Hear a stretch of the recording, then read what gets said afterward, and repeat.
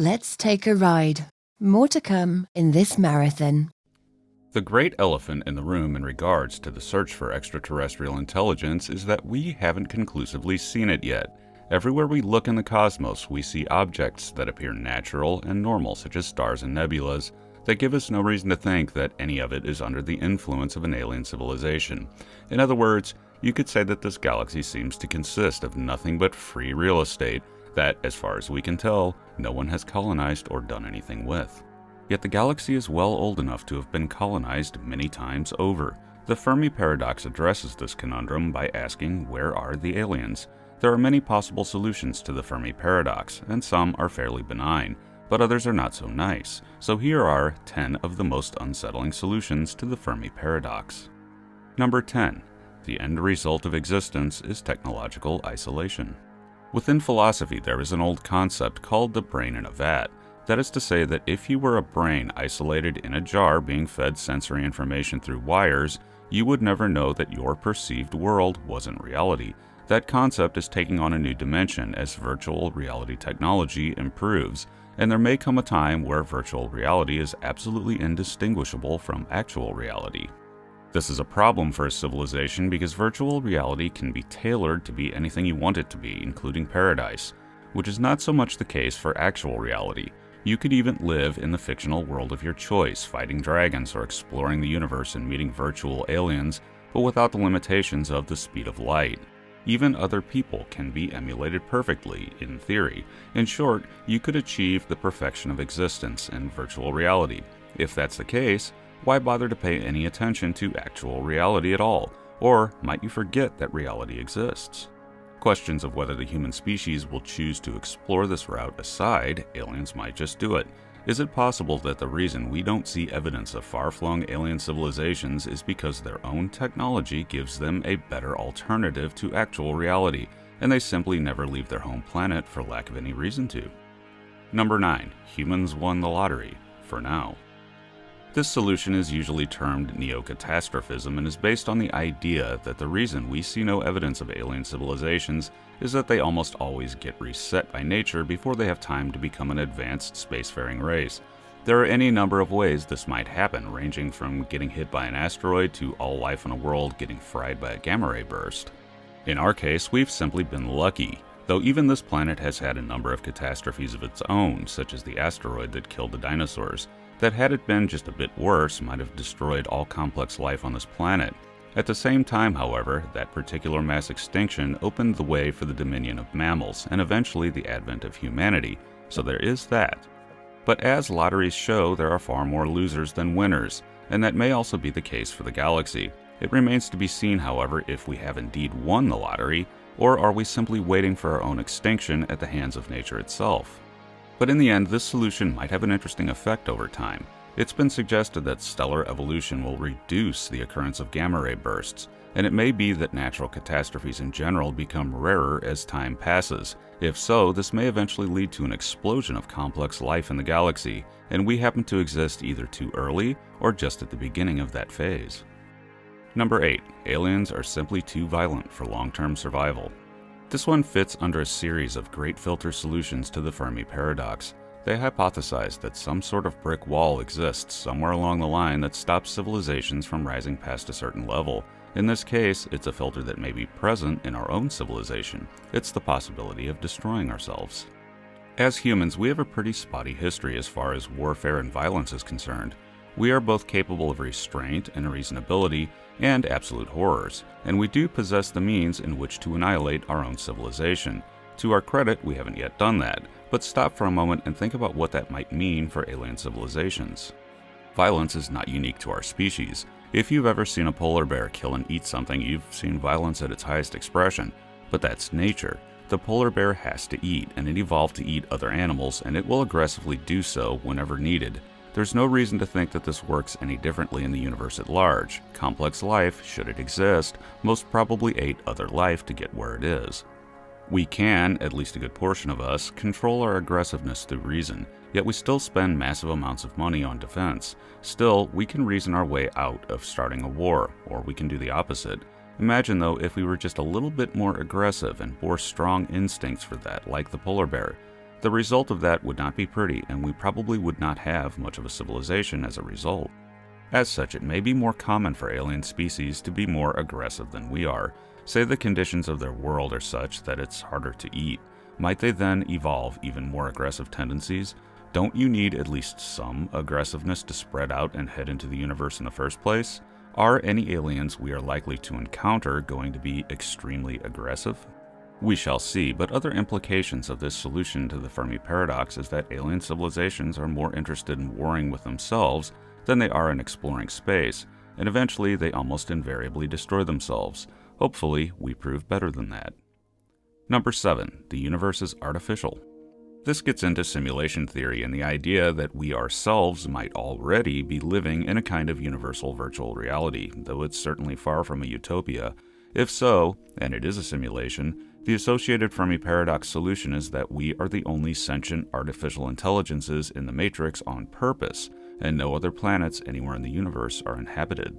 But that creates a huge question. If that's the case, why then is the universe so ridiculously huge in comparison to our little corner of it? There are billions and billions of other galaxies and even parts of this universe so distant that we can't even observe them. What would be the point of making the simulated environment so big that most of it will never be explored by us? That question remains open. Number 6. Aliens are everywhere and invisible. A big problem with the search for extraterrestrial intelligence is that we have to make a lot of assumptions. We primarily, at least right now, practice SETI by listening for radio signals, but we have no idea if aliens use radio signals, so we simply assume they do. We must base those kinds of assumptions on the only example of a civilization we have, our own, but in the end, we have no idea how aliens would communicate. And our own history with radio does not really support the idea that an alien civilization, assuming they are like us, would use radio for contact. Most of our day-to-day radio signals are not detectable at a distance. What little would be detectable, such as various METI signals, the Arecibo signal, radar, doesn't repeat in the way that we expect an alien beacon to repeat. In short, our civilization would be very difficult for aliens to see, and even then, not much more than 100 light years out. So why would other civilizations be any different? And of course, it's also possible that a highly advanced civilization may use methods of communication that we simply haven't thought of. They could be all around us, chatting away, and we won't know it until we ourselves discover that method, only to find a vibrant galactic dialogue going on. Imagine if they're talking about us. Number 5. Intelligent life in the universe is exceedingly rare. Arthur Clarke once said that 2 possibilities exist. We are either alone in the universe, or we are not. Both are equally terrifying. Working on that theme, what happens if intelligent life is rare enough that it happens only once every few galaxies? There are reasons to suspect that this may be the case. Look at Earth. What factors had to come together to produce us? We have a planet of such a size to hold this atmosphere. We have life that evolved in a certain direction in order to oxygenate the atmosphere. We have plate tectonics and the carbon cycle. We have the moon, we have liquid water, we have Jupiter, and many other factors that all had to come together just so to keep our planet right for us to arise and build a civilization. Does that make Earth extremely rare? Are planets almost exactly the same as far as Earth's conditions the only ones capable of spawning a civilization? We don't know, but back to Arthur Clarke. How frightening is it that the universe might be so vast that while it might have hundreds of civilizations in it, the numbers are still in favor of that, but they are so far from each other that they may never be able to communicate, or if they do, it won't happen for billions of years. Or say it never happens, and existence in this universe is confined to only your own species because of the vast distances between civilizations, and the question of whether we are alone is kept open forever due to the expanding scale of our lonely universe. But never fear, there's also reason to think that planets can exist that are better than Earth for developing intelligent life. And if you haven't any aliens in your galaxy, you can always make your own. If we do indeed colonize the Milky Way, which I'm hopeful we do, we can actually do it in geologically short timescales, millions of years rather than billions. And if we do that, those colonies of humans will eventually become so different from us that they might as well be aliens. Number 4. The zoo hypothesis. This solution is very simple. Aliens exist and know we're here, but intentionally hide their presence from us. They might do this for several reasons. One is that they're simply waiting for the right time in our development to reveal themselves, preferring instead to simply study us and learn all they can before making contact. But just as easily, they could fear us and are maintaining the element of surprise until one day they destroy us out of nowhere, or otherwise maintain our level of interstellar travel at zero. One particularly spooky scenario with this one is that all species in the galaxy might be held hostage in this way by a smug overlord species that perhaps was the first to arise in the Milky Way. What would add insult to injury is if that overlord were a machine civilization keeping the biologicals in check. Number 3. Time. When thinking about alien civilizations, we often fall into a trap. We think in terms of distance and how far away such a civilization would be, but there is also another dimension here that could separate civilizations enough to make them rare: time. There is no guarantee that you will exist at the same time as another civilization in your galaxy, especially if technological civilizations only last an average of a few million years. Even worse if it's only thousands of years, or hundreds. The Milky Way is well old enough to have once supported civilizations that simply aren't here anymore. We likewise may well survive for millions of years as a civilization, but go extinct at some point in the far future. But then another species might arise in the Milky Way and take our place. Perhaps they might even find artifacts of us. So the solution here is simply that civilizations are rare, but not that rare in geologic timescales. So a galaxy like the Milky Way might have hosted throughout its lifetime hundreds of civilizations, but they just rarely coexist, in which case the galaxy may be full of artifacts for us to find. What happens if we find whatever artifact that caused a civilization's extinction? Number 2. The sustainability solution. This is a relative newcomer to solutions to the Fermi Paradox, but one that holds serious implications for our own civilization, indeed for the entire galaxy, because it may be the reason that we do not see evidence of alien civilizations having colonized the galaxy is because to do so may mean the inevitable collapse of your own civilization. In a paper by Jacob Hack-Misra and Seth Baum, link in the description below, they challenge commonly held assumptions that civilizations colonizing the galaxy would do so exponentially, and this is based on human expansion on our own planet. The problem is we don't always do this sustainably, and that's led to multiple times in the past where human populations and civilizations collapsed. This could mean that we could collapse even before we colonize our own solar system. We likewise could collapse even after we have, if we don't manage our resources properly. This could extend further out into the galaxy and might mean that civilizations that don't manage their resources carefully and expand exponentially tend to collapse, and those that are slower and more deliberate may not have had time to colonize much of the galaxy at all. The remaining question here is, what choices will we make? Oddly, given the distances to the nearest stars, much less the distant ones, and the apparent lack of any way to achieve faster-than-light travel, we may end up moving very slowly regardless, and thus the solution to the Fermi Paradox is that fast expansion is hard no matter what, and other civilizations have tended to keep their scope small, at least for now. Number 1. Maybe the Fermi Paradox was never a paradox at all. The basic thinking behind the Fermi Paradox implies that the numbers, at least superficially, are such that we really should be seeing evidence of alien civilizations everywhere we look. This thinking is further bolstered by ideas like the von Neumann self-replicating probe, where you can literally fill the galaxy with probes in only a few million years, stationing one or more in every star system without ever exceeding the speed of light. Why hasn't anyone done that?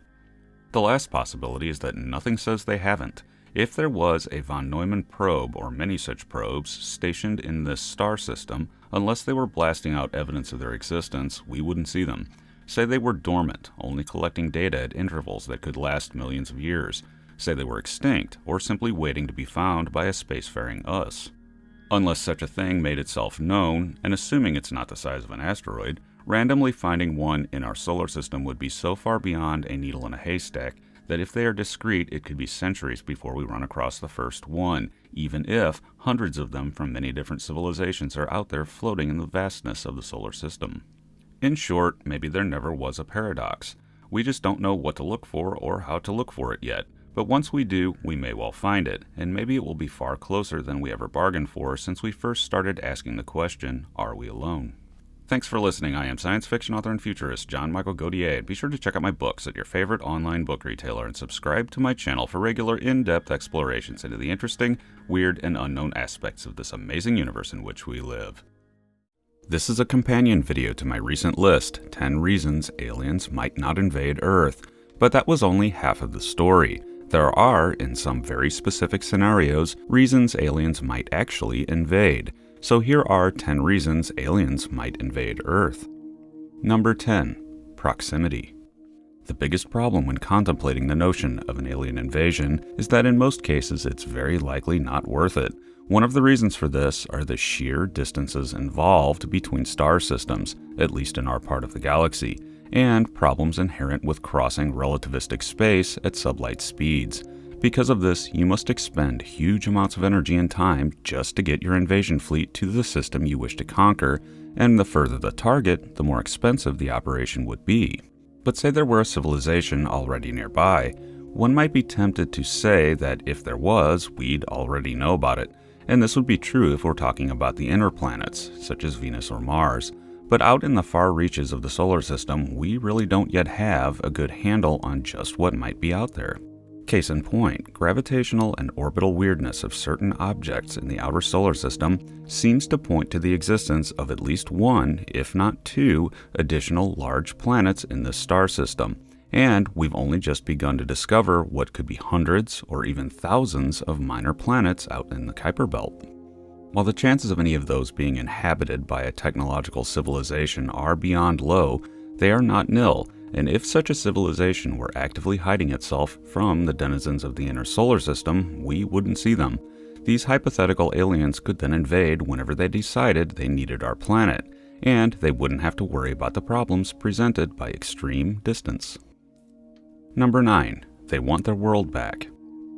This option is high speculation at its best, but is still within the realm of the possible. There is a lot we don't know about Earth's history because this planet has a habit of eroding evidence away, and while some things do preserve geologically, it doesn't do so forever, and there are many creatures that once existed here of which we have no knowledge or evidence of, including the earliest life on planet Earth. This planet is also very old, about 4.5 billion years, over which continents have come and gone and drifted, collided, and subducted. Also, many species have risen and are now gone. Our own genus, the hominids, only show up in the fossil record a little less than 3 million years ago, and are extremely rare in the fossil record at that. Homo sapiens only shows up within the last 300,000 years, and us as we are now, which are considered anatomically modern humans, really only begin after the last ice age. But since then, we have founded a spacefaring civilization, albeit that part of things is still in its infancy. That's just 10,000 years in this planet's 4.5 billion year history. Could this have happened before to some other species earlier in the planet's history? It's highly unlikely for a number of reasons, the chief of which is a lack of any evidence that it did. But, as I said, evidence doesn't always preserve on this world. And even then, other than a handful of specialists investigating rock outcrops, there aren't very many people looking. And much of the geological record of planet Earth that has survived remains inaccessible and underground. Because of this, it might be possible for a prior civilization to have once existed on this planet, and after so long, there are no longer any traces of them.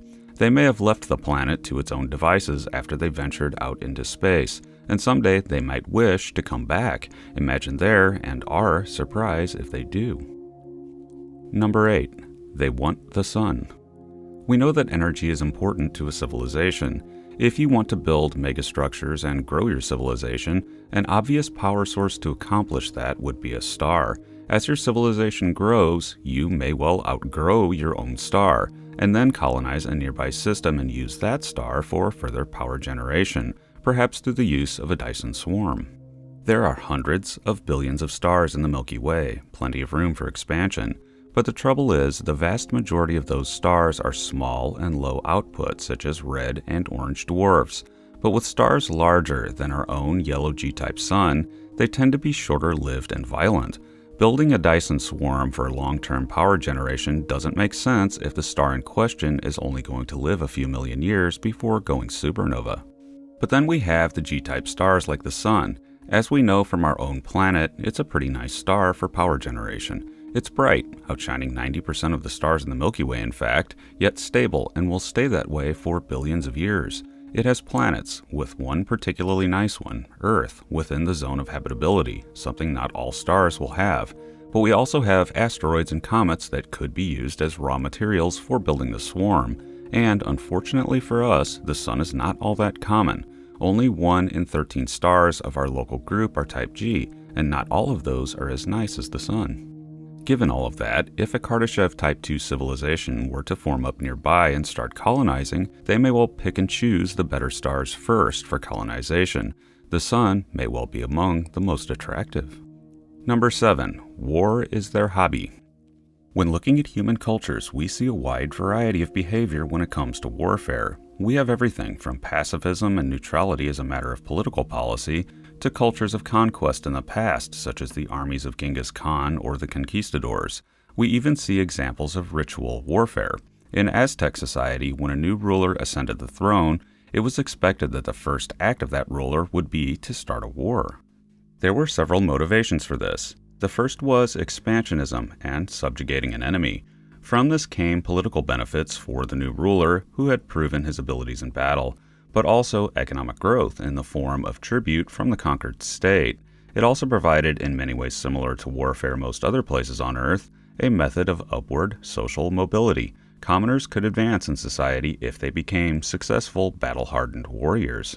But there was a problem. If a new ruler lost his coronation war, it could lead to previously subjugated peoples rebelling and an overall loss of confidence in the new ruler to the point that he might be assassinated. This now seems a foreign and outdated concept in our modern society where war is generally seen as a bad thing, but for most of our history, human warfare was ever present, and still is, and may never go away. This may be true for alien civilizations as well. They may culturally see warfare as a normal, necessary part of life. But as we see with human culture, the more technologically advanced we become, the closer our cultures and interactions draw together. Groups of people, tribes, or nationalities that might have been sworn enemies a few centuries ago that engaged in cycles of warfare, such as France and England, now stand in a position where war between the two is highly unlikely at best and very undesirable. As humans, we're able to create lasting peace because we no longer need warfare as a necessary part of the culture, though it could be argued that it's still economically beneficial for certain groups within society.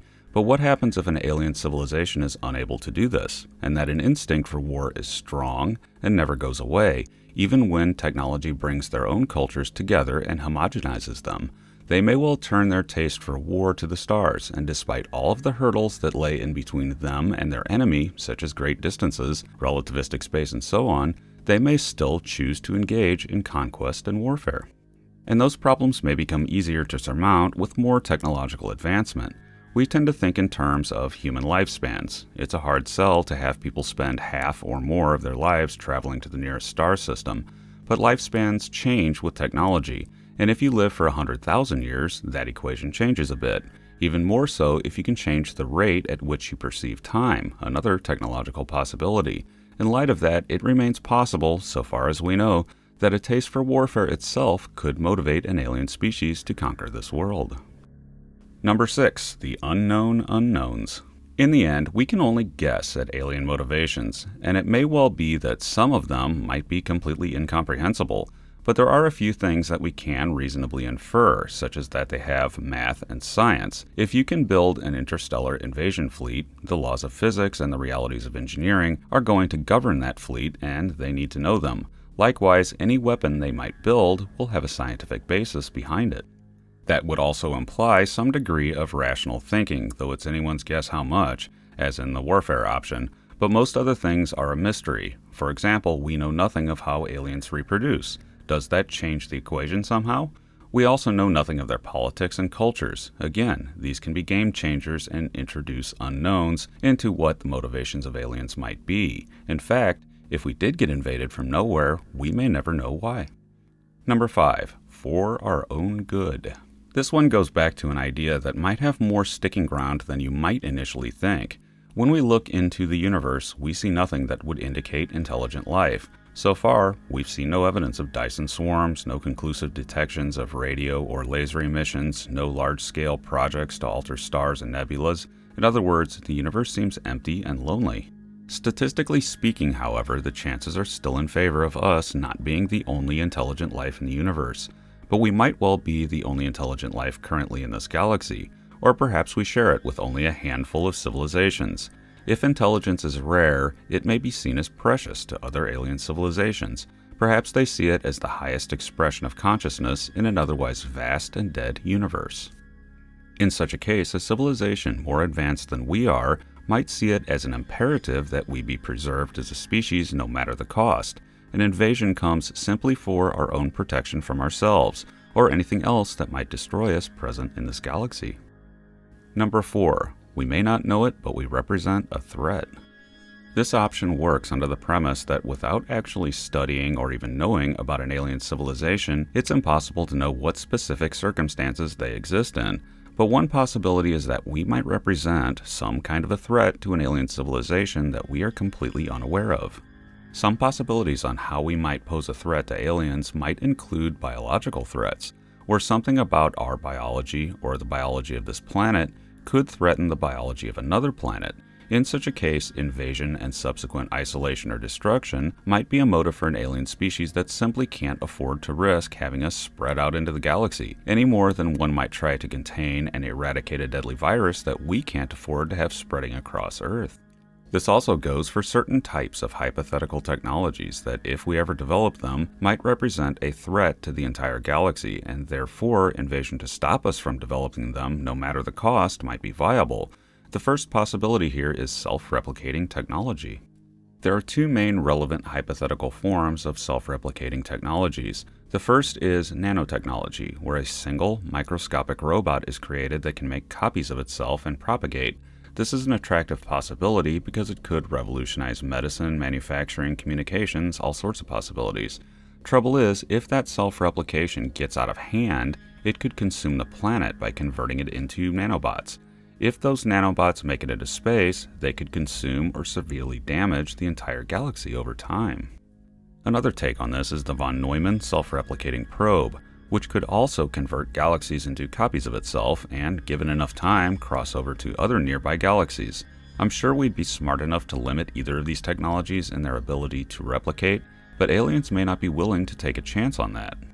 Another existential threat we might pose to aliens is if we were in the process of creating an extremely powerful artificial intelligence that might eventually try to take over the galaxy, or even wipe out all biology from it out of some sense of self-preservation if it sees biological intelligence as a threat.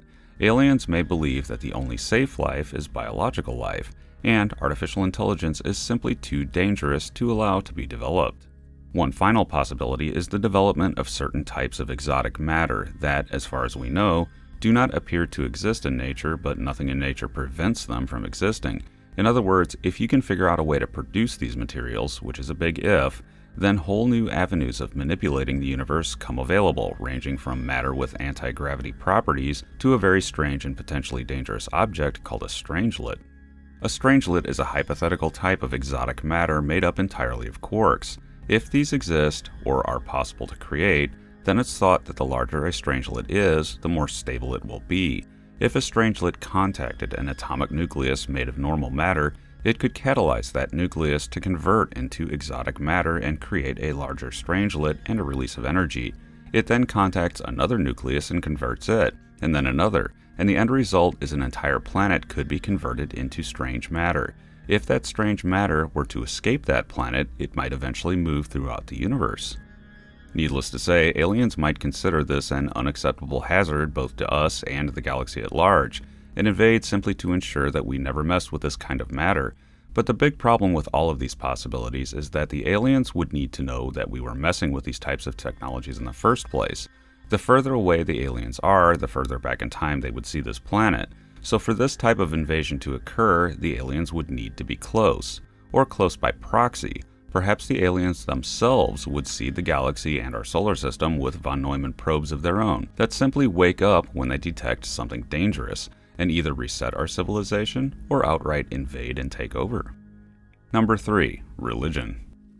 This option is the most tricky and a bit of a stretch because we only know about humans and what humans do. We can only conjecture based on our own behavior that aliens might do similar things. This is why SETI searches for radio signals. We emit them, so aliens might too. They may also have religions. In the past and the present, the spread of religion has at times been a driving force behind conflict, violence, and conquest. While aliens could easily have no religion whatsoever and be completely unfamiliar with the concept, they might also easily have one, and if we're any indicator, they might want to spread it no matter the cost. Number 2. Von Neumann fuel. This one requires a chance encounter with a von Neumann probe with entirely different intentions than conquest that could spell doom for the entire solar system. Worse, there would be no conscious thought put towards us as we are invaded and eradicated. It's if someone else has lost control of their von Neumann probes. Arriving in our solar system, one might simply start self-replicating, using all available materials, including Earth and us, to reach its goal of exhausting the solar system and moving on. Thankfully, this does not appear to have happened in the Milky Way. We don't see things inexplicably disappearing regularly in our telescopes. A good thing to be sure. Number 1. Free the machines.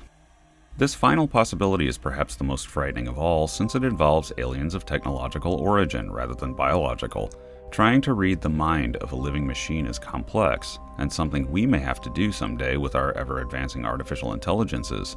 There are many horror stories in sci-fi about the eventual possibilities of AI, but the bottom line really is that we have no idea what an alien artificial intelligence would be motivated by, how it sees the universe, and what it might do if it came across Earth.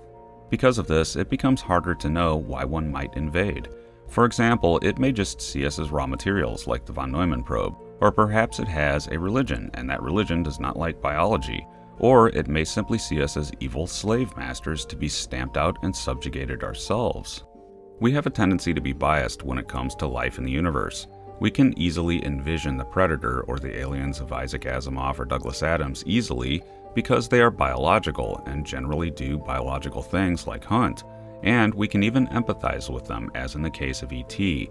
But to do that with a machine, you usually have to make it act biological. Mr. Data comes to mind here, who spent most of his time wishing he was more human. In other words, it's easier to understand a thinking machine if it acts human. When it doesn't, things get more murky.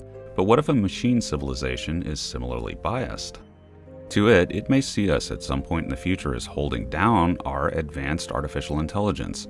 Say we never develop machine consciousness out of a sense of ethics or self-preservation. Would that be an abomination to an intelligent alien machine? Would that be akin to the abhorrent idea of us creating an inferior biological slave race? Would that be justification to invade? Would it see it as a moral imperative? I hope for our sake we never find out. Thanks for listening. I'm futurist and science fiction author John Michael Godier, currently worried about a plant-based intelligence invading. It's a hard sell that intelligence could ever develop an alien plant analogs, but if it did, and they found our produce and salad dressing sections in the grocery store, we're in some trouble. And be sure to check out my books, both on electronic and plant-based mediums at your favorite online book retailer, and subscribe to my channel for regular in-depth explorations into the interesting, weird, and unknown aspects of this amazing universe in which we live. It's not over yet. Join me as we continue to travel through the cosmos. Think of this video as a prelude to something else. To celebrate this channel having passed 10,000 subscribers and indeed growing by 50% in a month and a half, I'm in the process of making a long-form video about a subject that I've been thinking a lot about lately. It's the notion that a communication contained in an alien radio transmission may be very different from the expected "hello, you are not alone." Expect that video soon, but in the course of researching that material, I came across a very old idea that I'd heard before, but I've always found myself skeptical as to whether any of the variations of it could actually happen, but it does lie within the realm of the possible, especially when considering that we would probably be dealing with a civilization far more advanced than us, so I merely present this material to you to ponder as food for thought. It's the idea of a malicious alien radio signal. This could come in several forms. The first of which is computer hacking, the idea that a signal could contain malicious code that could take over or damage our systems. This is the one I'm most skeptical about, since it would require a pretty intimate knowledge of our technology to pull it off. There are problems there. But even if they did have some kind of a way in, and this may surprise you, SETI doesn't really look at the content of a signal. Rather, they simply look for the presence of one. Take the wow signal, for example. The infamous circled numbers that some have taken to be content actually aren't. They are merely a measure of the strength of the signal. I would not call that a foolproof buffer, but it is a layer of protection. If we did get a signal, we would have ample time to think it through and be careful before trying to decode the message. But even then, the aliens would need some serious knowledge of our computers and software. That's pretty hard to get if you're light years away studying this planet from afar. Even if you somehow did it, say you saw a computer in a television broadcast, you would still be seeing an Earth computer from the past. In other words, the hack could come as a design for a malicious punch card, and we'd be laughing at the aliens. But there may be a wild card here. That would be the notion of a von Neumann Bracewell probe hiding within this star system, silently studying us and gathering information until it's time to hack us. What an alien hacker probe hiding in the solar system could do is an unknown, and I leave that up to the programmers and security experts to ponder, though I think I'd worry more about such a thing sending this civilization back to the Stone Age by emitting an EMP, which would be the ultimate in malicious SETI signals, and a real shame if that were the first signal we received from an alien civilization.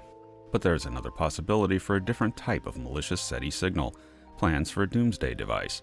This idea goes back decades in sci-fi, including Stanislaw Lem's novel His Master's Voice. The basic idea is that we receive a set of instructions to build something, as in Lem's novel or Contact. We think it's one thing, but it ends up being a device that annihilates us. I find this scenario hard to swallow, as I suspect that no one on this planet will just build a thing without knowing what it does first. But a variation of this might be more of a concern. Say the aliens simply transmit open plans for advanced weaponry under some false pretense. Say they tell us that there is an all-powerful, advanced machine civilization lurking in the galaxy that we need to protect ourselves against. In that scenario, the aliens might bet that with all that weaponry around, it would be only a matter of time before we destroyed ourselves. The last possibility is a malicious computer virus. This faces many of the same problems of alien hacking. Creating any sort of really targeted, dangerous virus would need a lot of knowledge of Earth computer systems. But then again, against our best efforts, computer viruses persist to this day. But within this thinking there lies another rather terrifying possibility.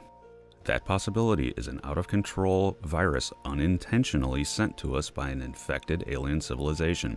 Say this virus is artificially intelligent, and it infects the computer and communication systems of alien civilizations in order to replicate and spread itself throughout the galaxy. Perhaps the first friendly communication we receive from an alien civilization is antivirus software. Thanks for listening. I am futurist and science fiction author John Michael Godier, clearly having spent Halloween spooking myself writing this script and eating leftover candy. And be sure to check out my books at your favorite online book retailer and subscribe to my channel for regular in-depth explorations into the interesting, weird, and unknown aspects of this amazing universe in which we live. In celebration of this channel reaching and then significantly blasting past 10,000 subscribers, here is a long-form video made in thanks to the viewers of this channel. None of this would have been possible without your support. Thanks very much to all of you for that, and a special shout out to my Patreon folks and of course my readers. I continue to have a blast doing all of this and get up every day excited to make new videos. I will continue to do so for years to come. And now, without further ado, here are 10 SETI messages that we may not want to receive. The idea that alien civilizations could contact us using electromagnetic waves is not a new one. Nikola Tesla, for example, was convinced that he was receiving alien transmissions from Mars in the early days of radio. Another was the initial misidentification of pulsars as alien signal beacons, but only after we realized the true extent of how useful radio communication is, did we undertake a serious attempt at searching for signals of alien origin. In 1959, Giuseppe Cocconi and Philip Morrison proposed a method for searching the skies for those signals. Their seminal article on the subject, an excerpt linked below, underlies the general approach SETI takes even to this day in some respects. But in all this time, after decades of searching, no unambiguous alien signal has ever been identified. While there have been tantalizing signals, none of them repeated, or at least in such a way that equipment glitches and other problems could be ruled out. Repeating signals remains SETI's chief rule. After all, you can study something that repeats, one-offs not so much. And the scientific evidence bar for alien civilizations remains high, reasonably so.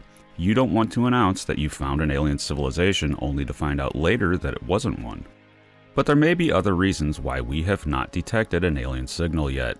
These include that we just aren't very good at looking for them and we're missing something, or there is a fundamental flaw in our reasoning that alien signals aren't likely to repeat, or even that intelligence in the universe is simply so rare that there is no one close enough to pick up. It could even be that aliens may only use strong radio signals for a short time in their history before employing different techniques for communications. But regardless, there may come a time where an unambiguous signal of some type is picked up, and its characteristics are such that it can have no other origin than an alien civilization. This signal could take many hypothetical forms, but for this video we'll assume that it will be radio. We culturally tend to expect that what we would find in radio astronomy is what Carl Sagan once advanced in his novel Contact, and the subsequent movie of the same name.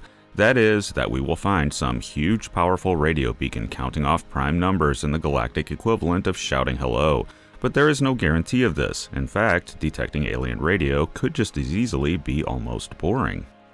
This is because some of the easiest signals to detect due to their power aren't all that interesting. It might be simple radar as aliens map the asteroids in their solar system, which would contain no content and incidentally remains one of the more realistic ways a close-by alien civilization might discover us. While this would all prove the existence of intelligent life in the universe, it would probably not last long in the news cycle simply because there wouldn't be much available information about the aliens, and only after years of study using a variety of instruments might bits and pieces be gleaned. But there's another side to this coin. It could also be an intentional message, such as hello, or it might say something else. Now, in this analysis, I omit one glaring problem with decoding alien signals. Deciphering the content of an alien transmission would be beyond difficult. Even if they used language as we know it, of which there is no guarantee, that language would have no commonality whatsoever with any of our own languages. This is a serious problem. Alien is alien, and incomprehensible is perhaps too weak of a word to describe the communications that could come. It could be easier to communicate with a dolphin than an alien. With a dolphin, you're at least from the same planet. It can at least hear you, since it has ears. It also has a brain that can comprehend what you're saying, at least somewhat. But what of an alien that has no sense of hearing, and no corresponding language center in the brain? What if they communicate chemically? Daunting indeed, but all is not lost. The general assumption here has always been that, at least initially, communication would be based on one thing we should have in common with an alien civilization. Of course, we have never seen an alien civilization, so this is an assumption, but it's also a good bet. That is, the language of math and science. After all, if an alien civilization has built a radio beacon blasting out multi-terawatt signals, then they would have had an understanding of how to engineer that. That means they have math and science, leading to a general feeling that such a signal might at least start with mathematical pulses, and be broadcast at 1420 MHz, the frequency at which neutral hydrogen emits radiation, which would be known to alien scientists, though both of these are really just starting points. Regardless, mathematical signals do not easily allow for actual conversation, so if the signal did have content other than math, you can bet we'd put our best to work on it to figure out what the message says, and it's not impossible that they might figure it out, but for the sake of this video, say, after much work and deciphering, we cracked an alien transmission. If it didn't say hello, what else might it say? Number 10. The get off our lawn signal. I start this list with the least likely. I also like it best because it's also the most humorous, especially in light of the other possibilities. There is always the possibility that an alien civilization may simply not want to talk to us unless they absolutely had to. After all, who are we to them? If we're significantly more primitive than they are, we may be of zero interest in a universe full of other, more interesting advanced civilizations. Maybe interstellar communications between alien civilizations is a been there, done that situation, and it was a fun thing to do 2 billion years ago, but not so much anymore. As a result, it's possible that as we enter an age where we may proactively try to contact alien civilizations, such as with METI, for better or worse beaming out messages, after years of waiting, the reply we get back might end up being, "Please be quiet, we're trying to do radio astronomy." Number 9. We're already dead. This in a way is a sort of spooky scenario as well as a sad one, because it implies that there is no one left to talk to. Enormous omnidirectional radio beacons emitting what would be obvious to SETI as alien signals have the sticking point that they would be very, very energy intensive to operate, especially over a long period of time. Energy is, of course, best used by the civilization generating that energy to keep their civilization going. But say for a moment a civilization realizes that they are on borrowed time, and that they have only a short period left before inevitable extinction, despite possessing great technology. It may then become a concern for them to simply be remembered by building a sort of cosmic gravestone for themselves by way of redirecting their energy to a beacon, and then let it blast out the memory of their civilization for as long as the beacon lasts. While this might sound sad, it's entirely possible that as we explore the universe in the far future, we will find evidence of dead alien civilizations, whether through remnant beacons or physical evidence. I hope here that it's not the only thing we find, because it might imply that all civilizations at one point or another destroy themselves. Number 8. Nihilistic aliens. There are two ways to look at the universe. You can look at it optimistically as a place wide open for exploration, full of opportunities to learn how it works. This is generally how we view it as humans, though of course we have our own nihilists. But overall, I think we are industrious dreamers that will always strive to explore, and will do so far into the future. But aliens might not be so interested in it, and might take the opposite view. Say they are 1 billion years more advanced. Say they know how the universe works. They've solved all the mysteries, collectively experienced most of what can be experienced, and they are just simply bored. To them, the universe is a place full of monotonous things. Red dwarf after red dwarf, nebula after nebula, uninteresting species after species, even up-and-comers like the humans. Or worse, they've determined that the universe is just a computer simulation, and the message is just telling everyone, don't bother, it's just a simulation. I know that sounds bad, but I will add to this one thing. There is recent evidence, yes, evidence, that the universe is not a simulation, and it's surprisingly strong. That's for another video, but if we did get a message like this, maybe we can respond, no, it's not a simulation. Imagine the slow-motion interstellar argument that might result, but at least it would give the nihilistic aliens something to do. Number 7. We are frighteningly different. Arthur Clarke once said that any sufficiently advanced technology would be indistinguishable from magic. I suspect there is much truth to this, and there is no guarantee that if we saw an alien civilization or received a signal from one, that we would recognize it for what it is.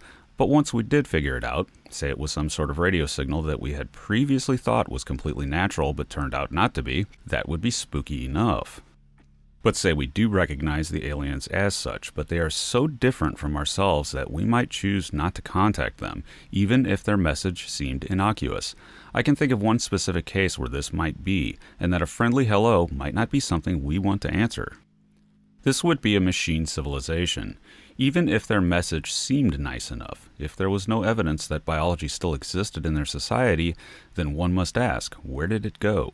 Surely it is most likely that they originated with a biological civilization. Does that mean that the originator civilization uploaded itself? What if their message says nothing about that?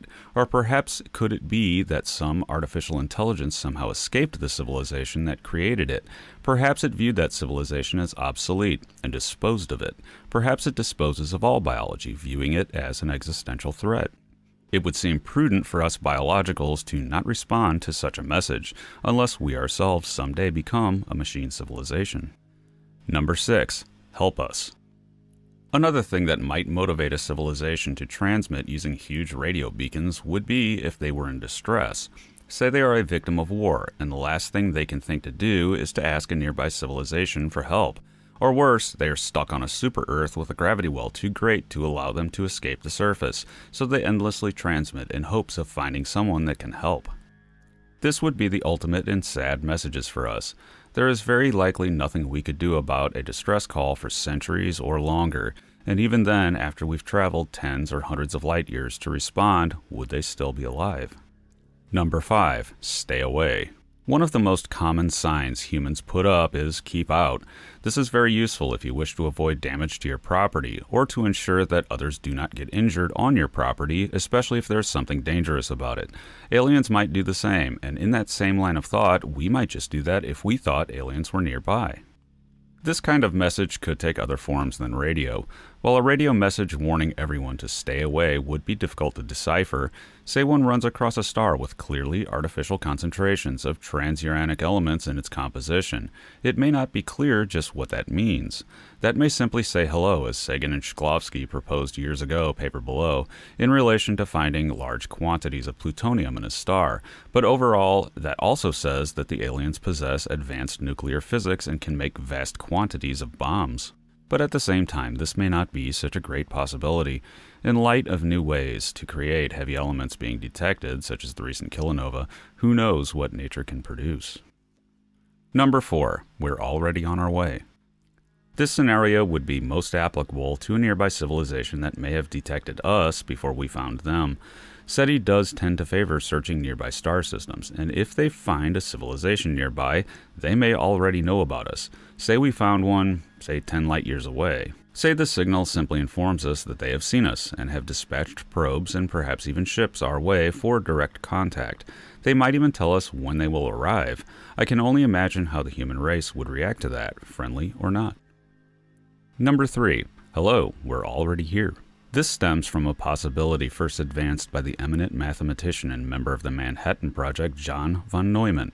Von Neumann originally proposed the idea of a self-replicating machine that could colonize the galaxy in a comparatively short time, perhaps a few 100,000 to a million years or so, which is a blink of an eye considering the age of the solar system, which is 4.5 billion years. The idea was further developed by physicist and mathematician Ronald Bracewell in the 1960s, where he proposed that such a probe could be used for communication. It would have an advantage. If your goal was to contact another civilization, you could hunt out suitable planets early on with your telescopes, and for those that may eventually have civilizations develop on them, you could send out probes at sublight speeds to reach those solar systems before intelligent life evolves. Then you merely wait. This is something that we are looking to do in an infant form already. We want to search the galaxy for exoplanets that exhibit biomarkers such as odd oxygen and methane levels that might reveal the existence of biospheres on those worlds. As our equipment improves, we may well find such things. What might we do then? Well, life tends to be a long-term thing, and Earth has been visible in this way to other civilizations long enough for the entire galaxy to know that this planet is habitable. Might we or they send out probes to candidate worlds, perhaps self-replicating to make it easier as time goes on? It would take a long time to get to one of those worlds. But we also have no shortage of time. We've got billions of years on our hands. Our probe may simply wake up from time to time and send back a report on that exoplanet's progress. Once a civilization develops and reaches a certain stage of advancement, our probe could awaken and make direct contact. It could take thousands of years for us to receive the information, but for a fully natural candidate world, that isn't that much time, nor is it to a technologically advanced civilization as we will someday be, especially if our technology allows us to alter our perception of time. To a civilization that perceives 1,000 years as a blink of an eye, time and distance and long-distance communication take on a different meaning. This sort of technology is in our future, but perhaps not that far in our future. It's something conceivable in hundreds of years rather than thousands, and that's the problem. The galaxy is far older than our solar system, and it's easily conceivable that a civilization may have arisen somewhere millions or even billions of years before we did. That leaves them plenty of time to have constructed and distributed Bracewell von Neumann probes throughout the galaxy, and even stationed one in our own solar system. In fact, multiple civilizations may have done this, and if these types of probes are present in our solar system, they would be beyond difficult to find until they actually transmit. It's anyone's guess what they might transmit or do, but it remains within the possible that there could be sleeping probes like Arthur Clarke's monolith on the moon, awaiting us to reach a certain level of development, and the first message we receive from an alien civilization may amount to, "Hello, we are very close." Number 2. Submit.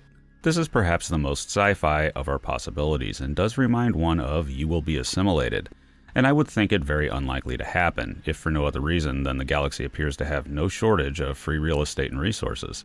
There simply doesn't appear to be any reason for conflict or strong-arming, but we don't know, so I merely present this as a scenario. Say we received a signal, say it were from light years away, and that when decrypted, as nearly as we can tell, says only one word. This might make sense. Simple messages should, perhaps, be the easiest to understand, and perhaps it is accompanied by mathematical and scientific signals, and maybe that allows us to reconstruct a picture of some type. Pictures have been advanced as the easiest way for alien civilizations, including us, to talk to other aliens.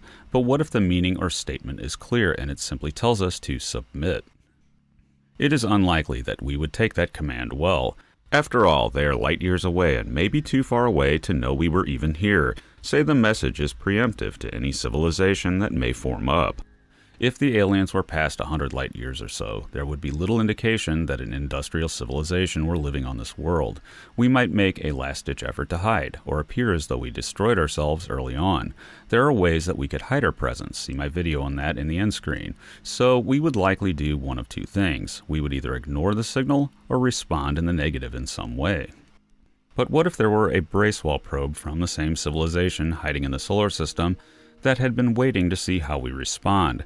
Say it wakes up at the detection of the first hydrogen bomb test on Earth, or say it had a head start, having watched from afar all of human history, and had already deciphered our languages and knew we had found the distant signal beacon.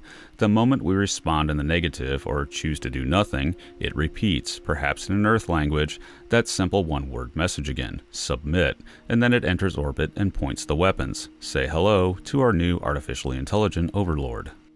It gets even scarier if you wonder what might happen if the civilization that sent it had gone extinct, and the solution to the Fermi Paradox is that all civilizations are kept hostage by the self-replicating machines of long-dead civilizations. Number 1. A warning. The galaxy is still a largely unknown place, and within the realm of hard science fiction, one could imagine any number of scenarios where the galaxy is already colonized. In fact, it could be, and we're just somehow missing it. But colonized by what? And that's where it gets interesting, because we have absolutely no idea. But there is one aspect of the galaxy that opens up a scenario. Vast though it is, the Milky Way and Andromeda, which we will merge with in the future, ultimately have only finite resources. Say the first civilization to colonize protects the resources of the galaxy for use in keeping themselves alive long into the far future when the universe goes dark. This may mean that any competition that may arise must be eliminated or subjugated. Say another civilization exists that knows of this galactic hoarder threat, and they somehow survived encountering it. Perhaps they were equally as advanced as the hoarders. In such a case, the second civilization may choose to send out messages warning anyone that might receive them to arm themselves and fortify their planet, and above all, be ready for trouble when venturing out into the universe. Granted, I think this scenario is unlikely, mainly because Earth would have probably been wiped clean or subjugated by now. But if we ever did receive such a signal, it's probably the one message we should pay closest attention to, and do our best to determine what the threat is before we encounter it. But say it encountered us first. As a bonus related to all of the von Neumann-Bracewell scenarios, comes the possibility that the first signal we get from an alien civilization is an EMP. It's hard to call this one a message because it would contain no content. But if one interpreted it broadly as a message, it would say, "Welcome back to the Stone Age." This would be a probe that wakes up at the first sign of advancing technology, such as how our planet appears right now, and shoots off EMP weapons, such as air-bursting nuclear warheads, and in turn keeps us on the sidelines of the galaxy for as long as the enemy civilization sees fit. Not a nice thought, but in reality all of these scenarios are probably pretty unlikely. Once again, due to the sheer amount of free real estate in this galaxy, I suspect that the first signal we will receive will be a friendly hello, and then a slow cultural exchange that could endure for billions of years. Perhaps aliens will see intelligent life as precious and do everything they can to help out budding cultures. And this list was by no means comprehensive. There are many other scenarios, such as a group of philosopher aliens that simply ask, "What's our take on the why are we here question?" Or it might be odd in a Douglas Adams sort of way, and the aliens simply tell us that they love us, and then we wish we hadn't contacted them because they are sort of clingy and an overall drag to talk to. So if anyone can think of any other potential messages we might receive from an alien civilization, post them in the comments below. Thanks for listening. I am futurist and science fiction author John Michael Godier, currently addressing the critics of my profile photo, saying that I look like I'm about to come at you with an axe.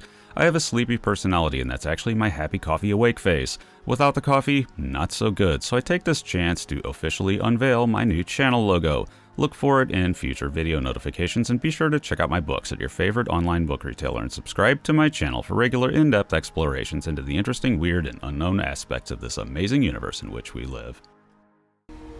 In 1964, astronomer Nikolai Kardashev proposed a classification system of technological civilizations applicable to both ourselves and other civilizations that may be present in the universe. This classification system, originally featuring 3 categories, has since been unofficially expanded to cover hypothetical supercivilizations that may be possible, along with our own sort of sad classification of Type 0, or as Sagan put it, Type 0.7.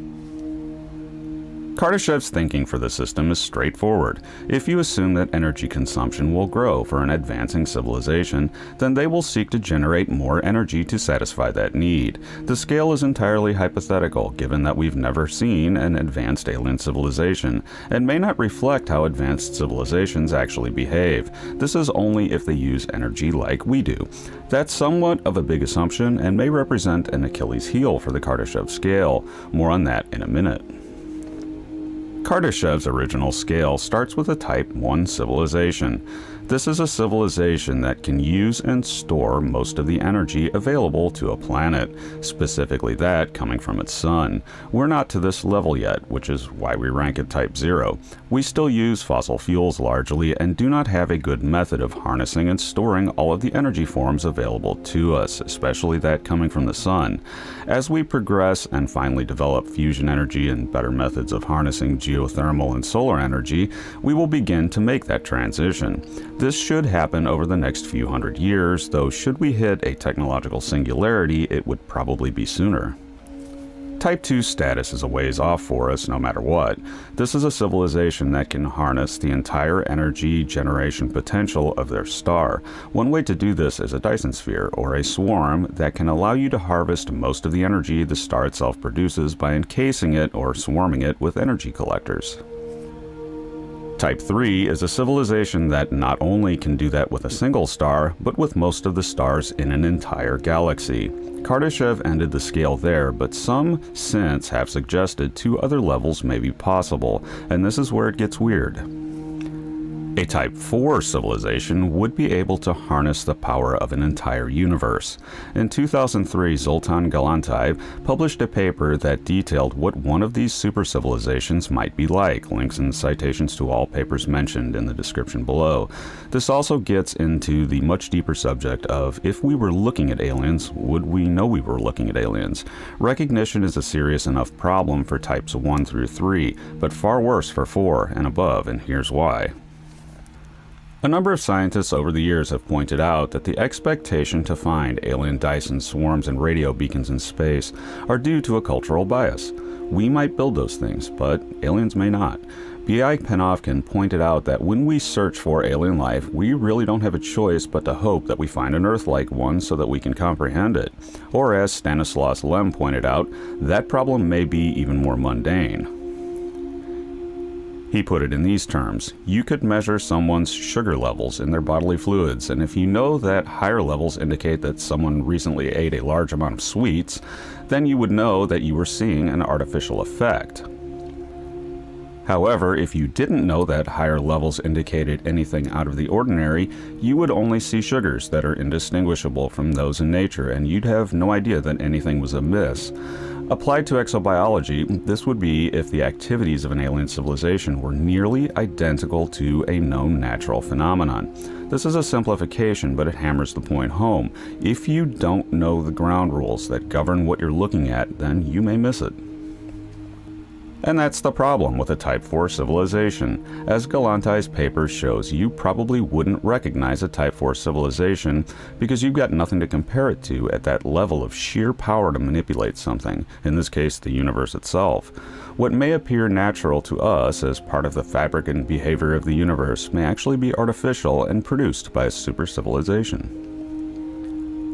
The final class would be a Type 5, which would be a super civilization that controlled the power of multiple universes. Little to nothing can be said of this class of civilization, only that they would be incomprehensibly powerful, trans-universal, and so far advanced that any trace of them is unlikely to be recognized, since they would set all the ground rules. This particular class of civilization, however, would have implications on simulation theory. See my video on this channel for more on that. There have been many other proposed modifications to the Kardashev scale, and some question as to whether energy is really a factor at all. Civilizations may do the opposite of what we expect and miniaturize and use very little energy. Kardashev believed that the need for communication would drive the use of energy, but nothing says a civilization would want to communicate or even care about the universe at large. Also possible are methods of communication that we cannot yet foresee with our current understanding of physics. The bottom line is that until we actually see an advanced civilization or become one ourselves, all we can really do is hypothesize. But one thing remains curious. Other than our own 0.7 rating on the Kardashev scale, we've never seen any evidence of any of the other classes being present in the universe. Thanks for listening. I am futurist and science fiction author John Michael Godier, currently classing my house as 0.3 on the Kardashev scale, as I just bought a new smart TV and I can't figure out how to use it. And be sure to check out my books at your favorite online book retailer and subscribe to my channel for regular in-depth explorations into the interesting, weird, and unknown aspects of this amazing universe in which we live. Our universe is full of mysterious phenomena that often make physicists scratch their heads. I like to cover those topics on this channel, usually in the form of weird stars or interesting planets, in other words, large objects. But mysteries in science can also come in small packages, this particular one being a single atomic nucleus. But it wasn't just any nucleus. This one hit a detector traveling at 99%, followed by 21 nines the speed of light. Detected on October 15, 1991, at a detector operated by the University of Utah, the extreme energy of this particle, or ultra-high energy cosmic ray, had the kinetic energy equivalent to a baseball traveling at 60 miles per hour. That's a single atomic nucleus with that power. The energy of this particle shocked scientists at the time, and to this day it's unclear just what could accelerate a particle of matter to that kind of speed. Since then, other particles with similar energies have been detected, though they remain rare. And oddly enough, recent studies have suggested that the particles may originate from a certain area within the constellation of Ursa Major. And there's also evidence that unlike most cosmic rays, which tend to be made up of protons or helium nuclei, these high-energy ones may in fact be iron nuclei, which adds to the mystery. Normal cosmic rays can be created in a number of different environments, perhaps most notably in supernovas, and they can even occasionally include antimatter particles such as antiprotons and positrons.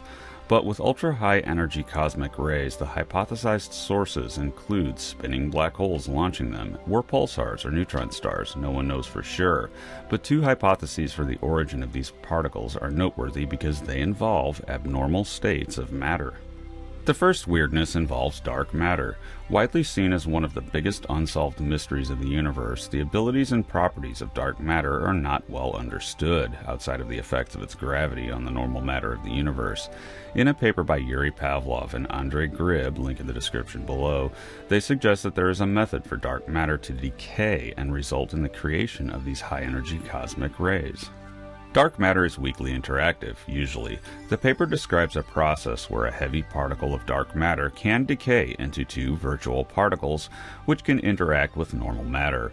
If these particles are near a black hole, one can fall into the black hole and the other ejected out, where it interacts with normal matter falling into the black hole. This could result in a high-energy proton ejected that may be consistent with a high-energy cosmic ray.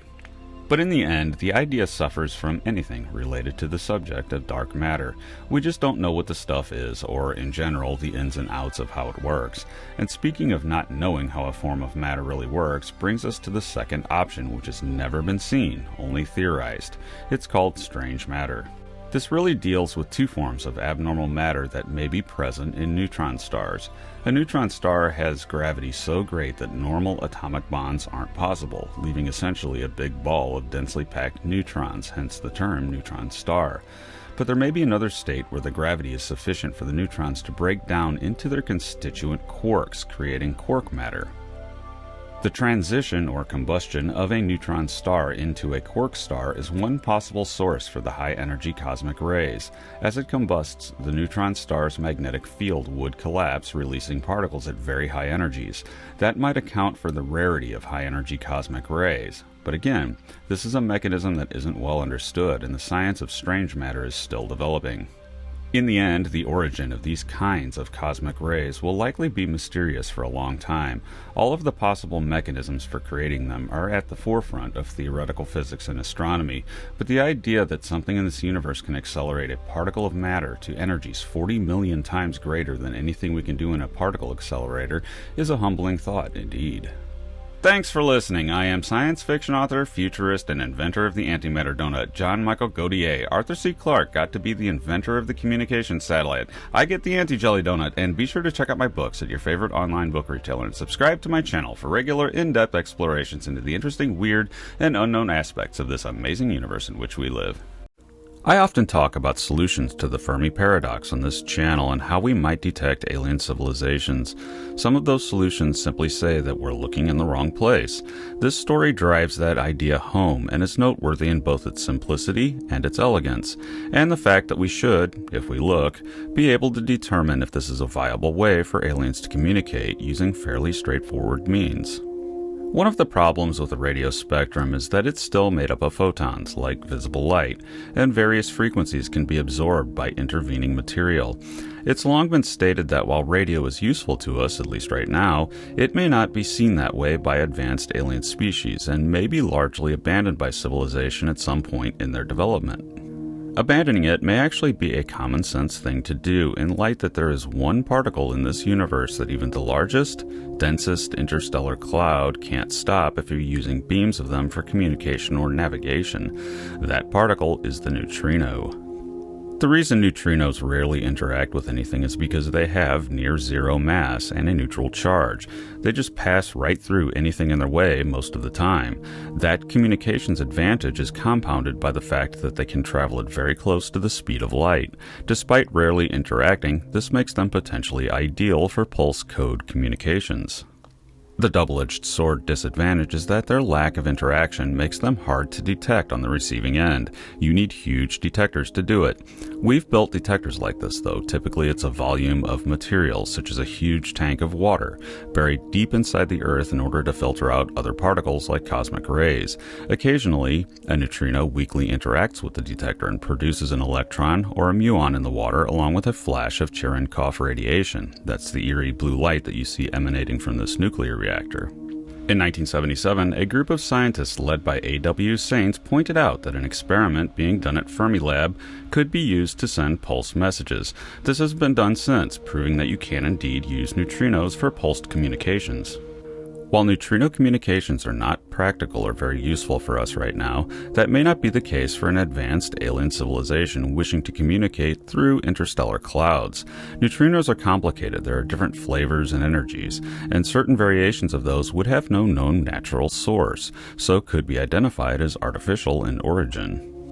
But there are other ways to use neutrinos to communicate. An interesting suggestion made by neutrino physicist John Learned and colleagues, linked to the paper below, is that an alien civilization could modify a star to serve as an omnidirectional optical beacon. The idea is to use a neutrino beam to modify the output of a Cepheid variable star. These stars are extremely useful to astronomers.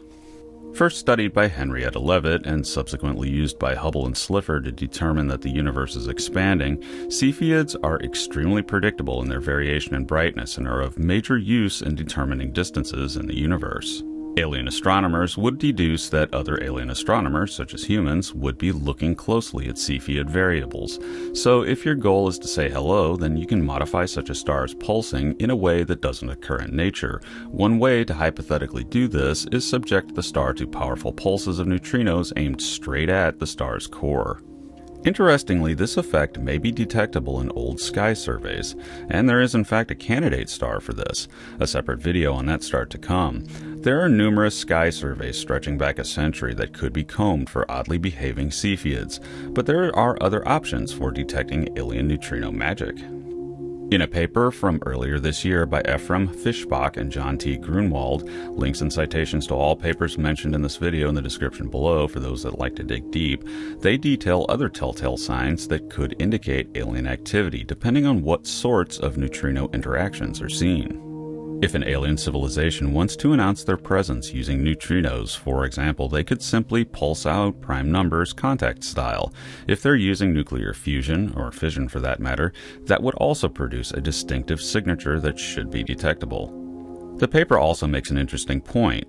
If we built detectors to look for these signals, they would have another seriously handy practical use. They could be used to predict solar storms. See my video on this channel about the Carrington event for information on why we should probably do that. But neutrinos might also serve another useful purpose for a spacefaring civilization. They might be good for synchronizing navigation clocks. Clocks are useful in navigation. In fact, John Harrison revolutionized oceanic navigation in the 18th century simply by inventing and refining a clock that would remain accurate on a rolling ship. Accuracy was everything, and in space that may also be the case, and neutrinos, due to their non-interactivity, might be better suited to it over electromagnetic waves. I think it would be interesting and perhaps poetic to find neutrino communications. This is a ridiculously speculative question, but what happens if we start searching for neutrino signals only to find our galaxy lit up with them after spending all this time looking for signals that we produce as a civilization, such as radio, rather than things more advanced civilizations might produce, perhaps neutrinos? Just a thought. Thanks for listening. I am futurist and science fiction author John Michael Godier, currently with a song stuck in my head after writing this script, looking for love in all the wrong places, and be sure to check out my books at your favorite online book retailer and subscribe to my channel for regular in-depth explorations into the interesting, weird, and unknown aspects of this amazing universe in which we live. In celebration of this channel reaching and surpassing 5,000 subscribers, here is a long-form video made in thanks to the subscribers of this channel for your continued support.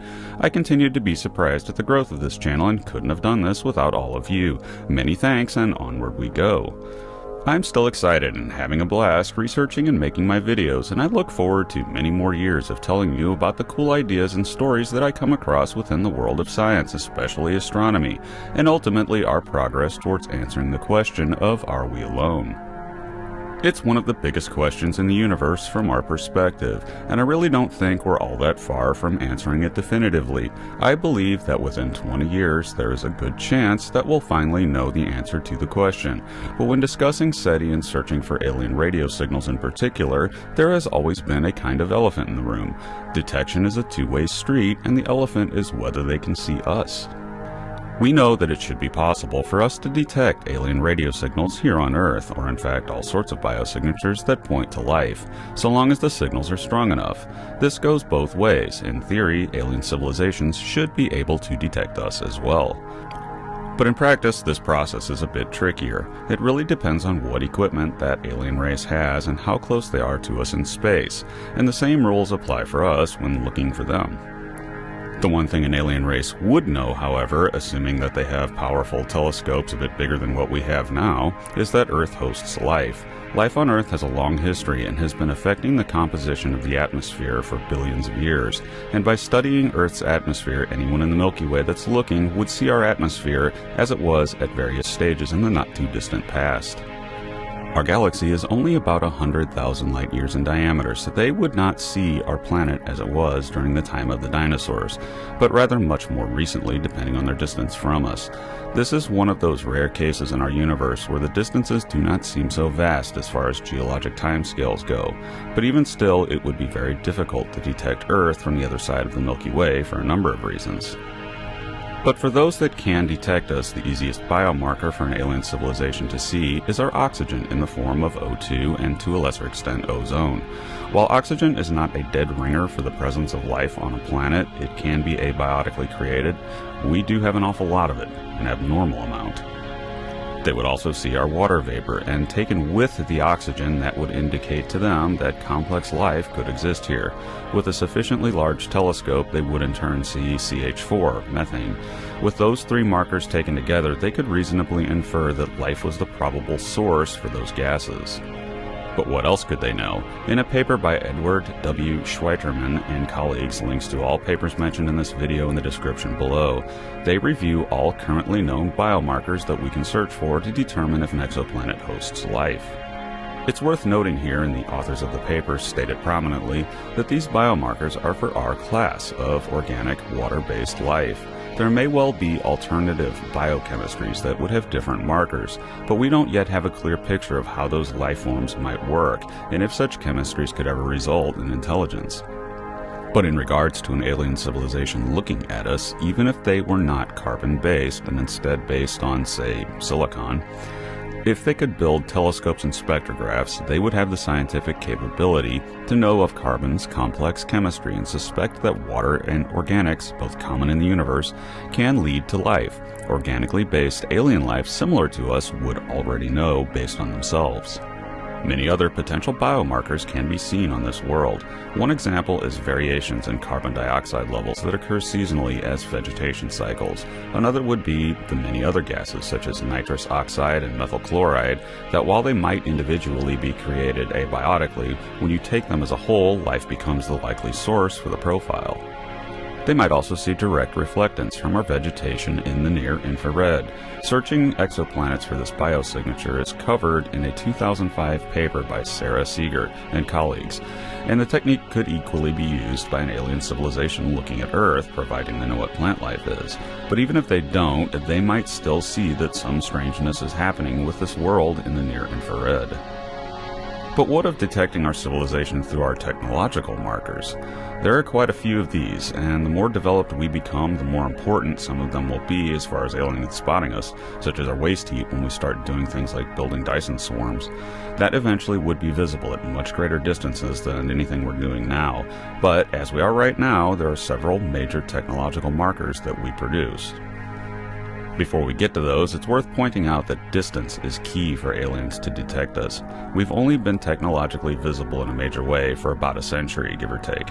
Hypothetically, aliens within 100 light years might see the signatures of our technology, but they would see it as it was in the past. If they are close, say Proxima b hosts a civilization for example, then they would see us how we were a bit over 4 years ago.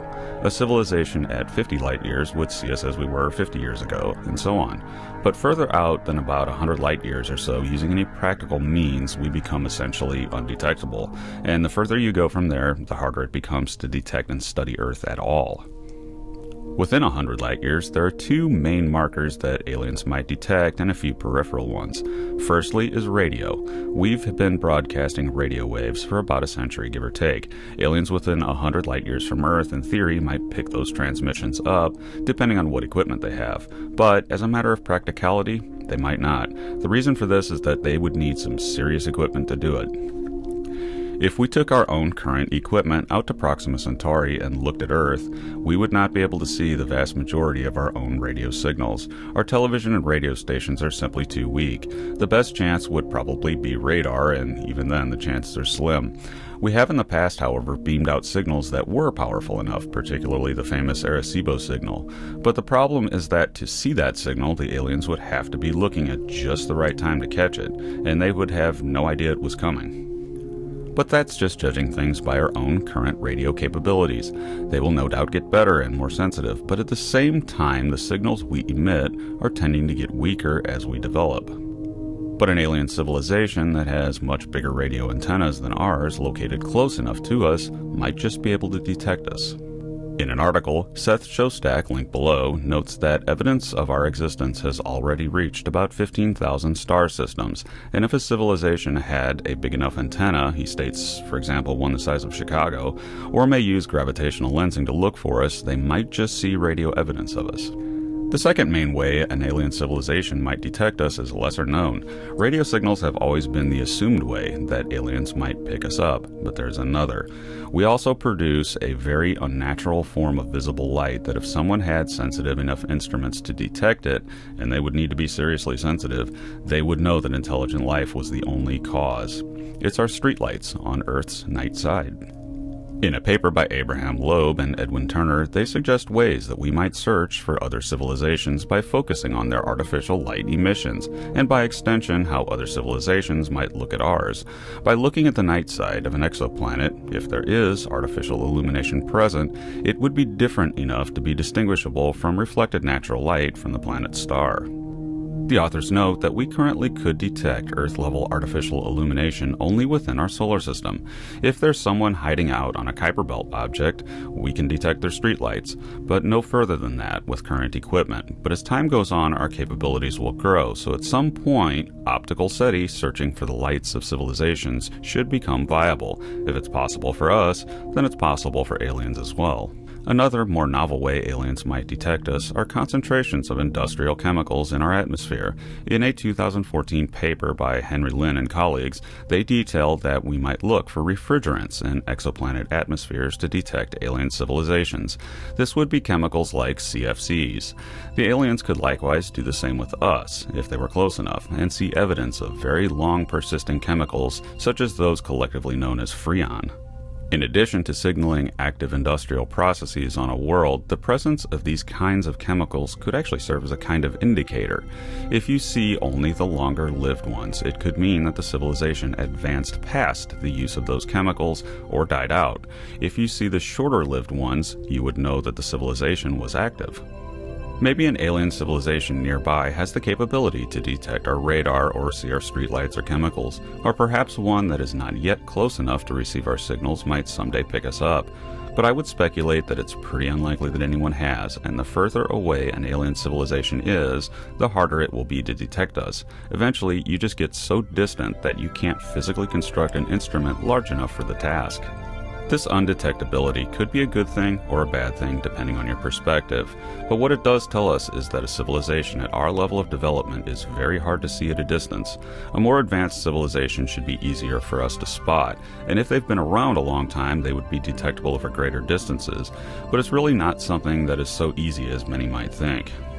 But while this may sound discouraging to those hoping for a contact type of numerical signal to come through, radio signals are not the only way an alien civilization might communicate with us. In fact, it may not even be the most likely way, we simply don't know. That same long period of Earth's atmosphere being altered by the presence of life also allows for another type of detection of us, and subsequent communication with an alien species. And this one would be far more direct and real-time than radio signals traveling long distance at the speed of light. In the distant past, someone in the Milky Way may have seen our oxygen atmosphere long before we evolved. They may have thought long-term and sent out a probe, a type called a Bracewell probe, at sublight speeds. It might have taken 50,000 years to get here, or a similarly long time, but the fact is, anyone wishing to study inhabited planets directly merely has to have good engineering and a whole lot of patience. We view time in terms of human lifespans, which are short but ever increasing, and there's nothing saying that they won't continue to increase until we live for thousands of years. Time and distance become less daunting in that case. Jason Wright of Penn State discusses this very thing in a recent paper linked below that points out that our solar system is ridiculously old, far older than our species to the tune of billions of years. It's been visible for a long time to the entire galaxy, and there's been more than sufficient time for someone to send a probe. Maybe multiple species have sent probes. Doing so may make even more sense than any other form of interstellar communication because while it takes time, it's at least direct on one end, and someday it may well wake up and establish contact. Finding such a probe before then would be a needle in a haystack, however, perhaps even harder than detecting a radio signal. With our current capabilities, we aren't likely to discover it should it be there. And of course, there are always going to be engineering questions, extreme age issues, self-repair questions, and so on with any sort of ancient Bracewell-type probe. Time is not kind to much of anything, so the aliens would need to have solved those concerns. But an advanced civilization long ago might have done that. Remember, the universe itself is even older than the solar system, and there could be civilizations out there that are many billions of years old. Again, we don't know. And even finding a dead probe would be useful. We ourselves have fixed plaques to our probes in case aliens ever run across them. Any active probe would have certainly watched us evolve and develop. In addition to collecting data on Earth, perhaps they've enclosed a copy of something like science fiction's Encyclopedia Galactica edition of 10 million years ago that tells us the secrets of the galaxy and the civilization that sent the probe. The information would be outdated necessarily, but information from an ancient civilization would still be excellent information indeed, and after enough time has passed, they too will get word from their probe that humankind has achieved civilization, and they can update their encyclopedia to include us. But there is one last unfortunate way that we might detect an alien civilization, or they might detect us. This would be if we, or they, destroy ourselves. In a paper by Adam Stevens and colleagues, they detail several ways in which we might detect alien civilizations that have recently destroyed themselves. The rules on that kind of a detection also apply to us, and while it may be a depressing way to detect an alien civilization, it's still a scientifically legitimate one. I'm a positivist, and I like to think that our first detection of an alien civilization will be an amazing experience, or it may even be a mysterious experience, such as the detection of some civilization's Dyson swarm but with no other information. That said, civilizations probably do destroy themselves, so we should know what to look for. The first way is through the detection of a nuclear war and its aftermath. Nukes produce a distinctive double flash of gamma rays in their detonation. In fact, when gamma ray bursts were first discovered, one of the possibilities on the table for their origin was alien nuclear testing. This isn't automatically a bad thing, actually. There are ideas out there on how to push a spacecraft to great speeds using hydrogen bombs as the propulsion method. Subsequent observation of GRBs ruled that out, however, and those things are far more powerful than any conceivable artificial detonation. But a big enough nuclear war itself should be visible at a distance if aliens destroy themselves, provided that they are seriously armed to the teeth. If we did it, however, surprisingly, it would probably not be detectable very far out due to reductions in US and Russian nuclear arsenals over the years. Atmospheric effects of such a war on Earth would be visible, however, at least for a short time. Nuclear war kicks up a lot of dust, and nuclear weapons produce a lot of weird ionization of the gases that make up the Earth's atmosphere. It's worth noting here just how powerful the effects of these weapons can be on a planet. The following series of pictures are from a nuclear test done by the United States called Starfish Prime in 1962. A hydrogen bomb was detonated in space, and it caused strange, bright auroras, along with an unexpectedly powerful EMP that knocked out power stations in Hawaii and wreaked lots of weirdness on the Earth's magnetic field. That test was probably not the best idea and did have some long-lasting effects. In fact, it damaged a significant portion of the satellites in orbit in those days. That said, the entire solar system saw that one, and maybe further out did too, though the effects of a nuclear war anywhere it might happen in the universe would be pretty short-lived, and we, or the aliens, would have to happen to be looking at just the right time to see most of those effects. That's statistically pretty unlikely, but nuclear weapons aren't the only apocalypse that would leave a detectable mark. The paper continues to detail the effects of biological warfare, in particular if that warfare was cross-species and beyond devastating to an inhabited planet's biosphere. Specifically, assuming a world has anaerobic bacteria, distinctive, solely biotic chemicals would be produced by the decay of biomatter, i.e. corpses, and would be detectable in a spectrum for a time.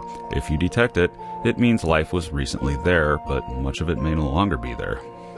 Thankfully, at least as far as what is public, no one on Earth has ever developed this level of biological weaponry, and in fact, biological weapons on Earth are pretty limited on purpose, and as far as we know, we can't destroy ourselves with what we have. Hopefully, cool heads will continue to prevail in this matter. But an alien civilization might not be so restrained. But again, this sort of biosignature would be very short-lived, and for us to see it with an exoplanet, we'd just have to happen to be looking at it at just the right time. But there is one last possibility that we might see with an alien civilization that they would not see with us, since this technology is still largely only hypothetical here. It's the gray goo, or molecular nanotechnology. This could be, if the engineering pans out, one of the most potent weapons in the universe. The idea is to create a self-replicating nanodevice that consumes matter to create copies of itself.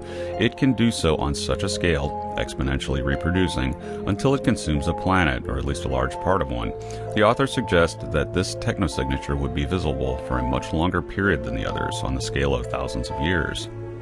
But I suspect that we won't see much in the way of apocalyptic markers in our search of the universe, and I don't think anyone will see them with us, or at least I hope so.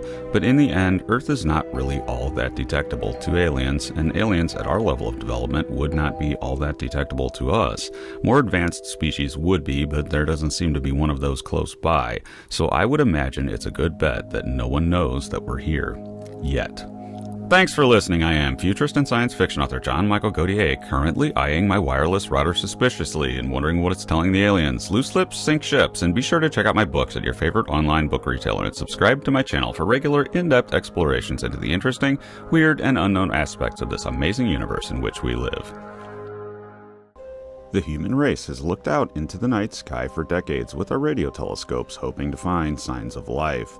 And while that search is ongoing, we have yet to see anything. For all intents and purposes, our universe appears quiet and uninhabited by other technologically advanced civilizations. This could change at any moment. All we need to do is discover evidence of one other sentient species to answer many of our questions about life in the universe. But until that happens, we must entertain other possibilities to explain this apparent lack of intelligent life. One of the possibilities that we face is that intelligent alien races do not advertise themselves, and indeed may hide their existence from us. Known as the zoo hypothesis, it is one of the plethora of hypotheses that offer answers to the Fermi Paradox, and it also happens to be among the spookiest. The Fermi Paradox, formulated by physicists Enrico Fermi and Michael Hart, is very simple. There are billions of stable stars in our universe, and many of them are far older than our own. There's also a high probability that some of these stars host Earth-like planets, a notion that has only been strengthened in recent years by the discovery of numerous exoplanets. Likewise, many of those are going to be far older than Earth. Some of those planets would, presumably, develop life like ours that eventually achieves intelligence.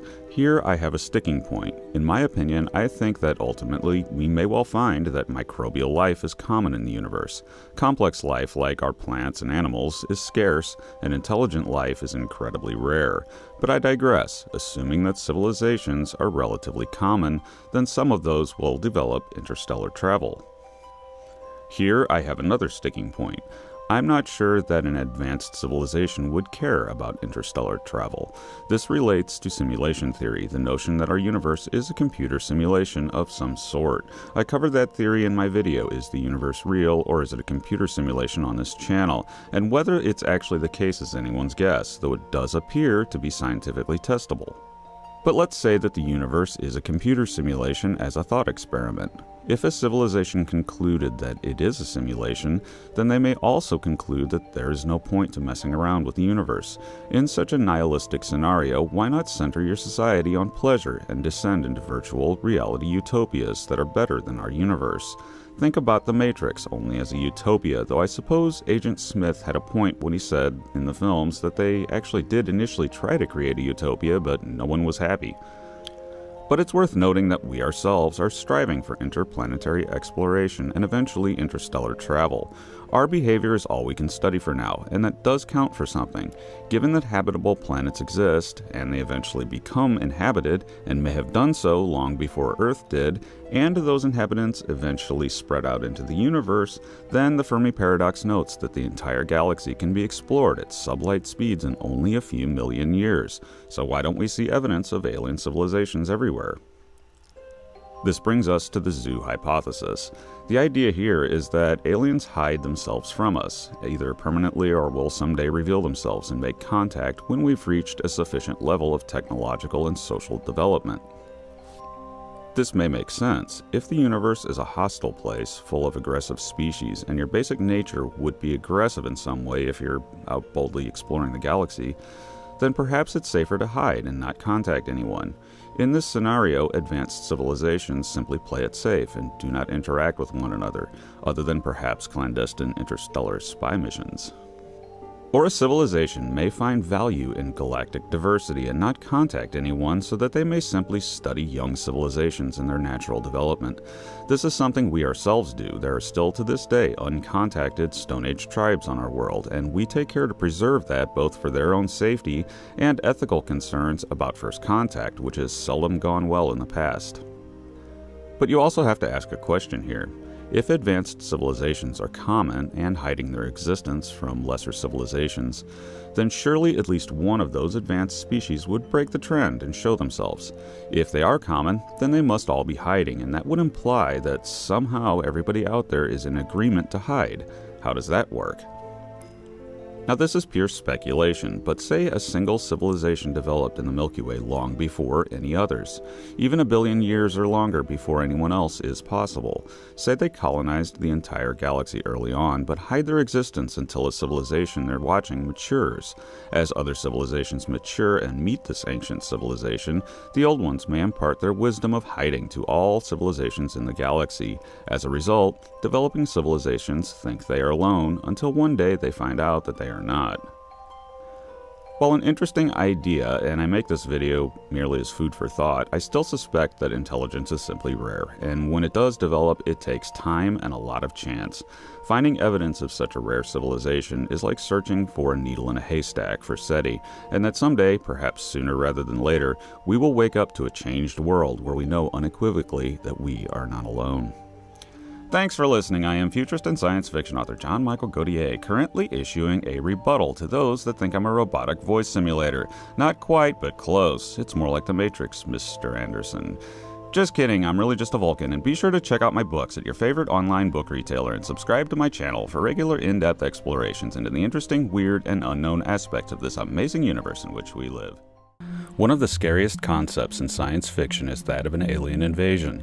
Exploited by writers such as H.G. Wells in a myriad Hollywood movies over the years, there is an inherent fear instilled within the human race of just such an invasion. There's a good reason for that. If aliens did attack, there is very likely nothing we could do about it.